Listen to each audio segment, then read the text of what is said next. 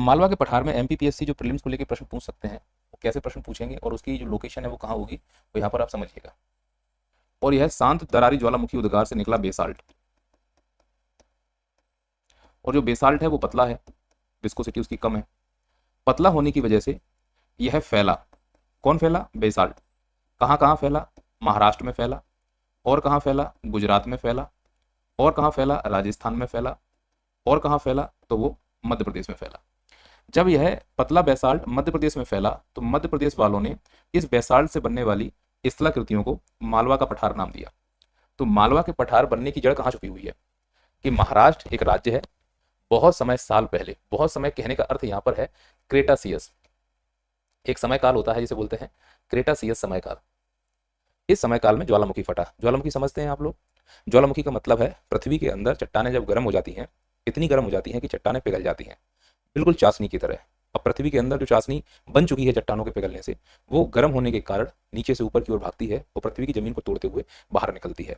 अगर आवाज करके निकले तो केंद्रीय उद्गार ज्वालामुखी, शांत तरीके से निकले तो शांत उद्गार ज्वालामुखी। जो पतला होता है मलबा वो शांत ज्वालामुखी के रूप में निकलता है, जो गाढ़ा होता है वो केंद्रीय उद्गार ज्वालामुखी के रूप में निकलता है। केंद्रीय उद्गार ज्वालामुखी हमेशा तेज आवाज करते हैं, विस्फोट के साथ फटते हैं। शांत दरारी ज्वालामुखी आवाज नहीं करते हैं और उनका मलबा पतला होता है, बहुत दूर तक फैलता है।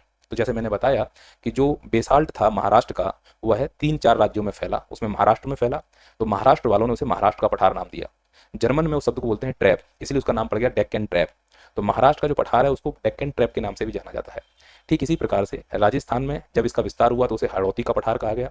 गुजरात के कुछ हिस्से में भी इसका फैलाव देखने को मिलता है, और महाराष्ट्र में और मध्य प्रदेश में इस बेसाल्ट को मालवा का पठार कहा गया।